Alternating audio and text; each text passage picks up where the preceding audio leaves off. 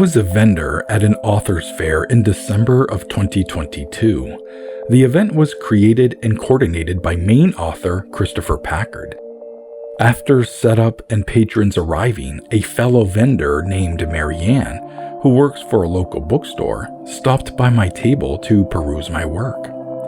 After a moment of flipping through the pages of one of my books, she casually said to me, quote, "My son was abducted," end quote.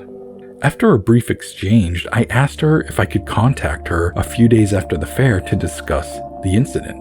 She agreed. As life gets in the way sometimes, it took us a little while to get together and discuss her son's abduction. It was a late Friday afternoon on the 10th of February 2023 when I pulled into her driveway. A big, beautiful tabby cat was sitting on their front deck, and I had every intention of patting the gorgeous creature, but it scurried off at the sight of me. Marianne greeted me at the door and introduced me to her wife Wendy and their children. I was quickly charmed by their New Englander-style home, and they escorted me to the dining room as we made small talk. "Let's just start from the beginning," I said. Wendy and Marianne grabbed their phones, and I saw them begin to scroll. Marianne said, quote, "We both went back to our phones, back to what actually happened because we messaged someone the story. So we have the original fresh take, which is maybe better than ours now," end quote. Wendy spoke next and shared the original message in question. "Names have been changed." Quote, "So this is to my friend Denise." I wrote, "So not kidding about Alex being abducted by aliens last week. He relayed the whole story to our neighbor Percy last night.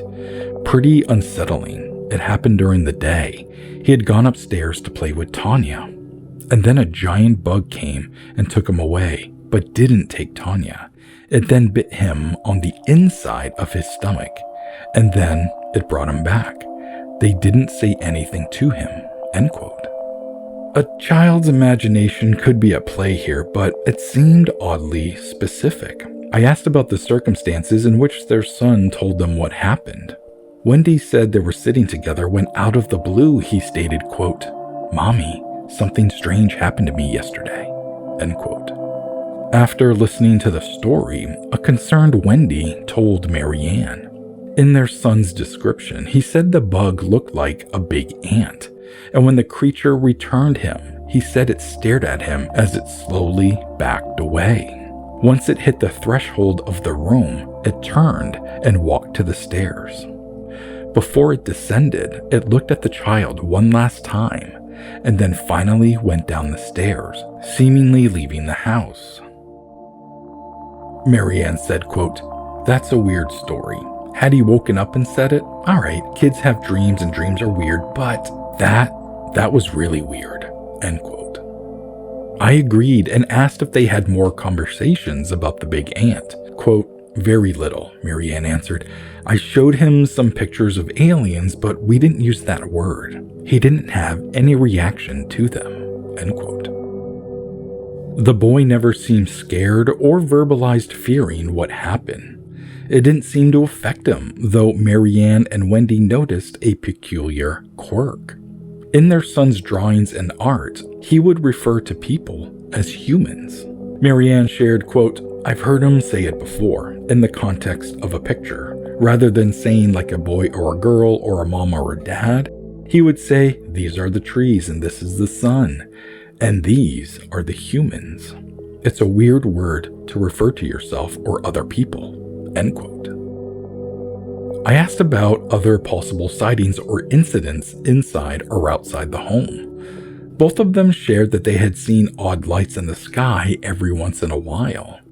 There is a flight path over their town, which they're used to, and recognize the strange lights that they have seen deviated from that. None of the sightings were overtly mysterious, just out-of-place lights in the sky. I then inquired about paranormal activity inside the home. They've all experienced that too. Marianne told me, quote, "All the kids have seen an old man. He hides behind a tree outside and also rides in the car. He wears a blue suit," And Tanya, more than anybody, has seen people in her bedroom, people in the corner, people in the bed with her." End quote. I was listening intently while the children played in another room, and every once in a while, one of them would come in and sit on one of their mom's laps and then dart out of the room again. They're all cute, and you can tell they are loved. Despite the weirdness associated with their son's insect intruder, everyone, including the spirits, seemed to be getting along. Our talk by this point seemed to be winding down.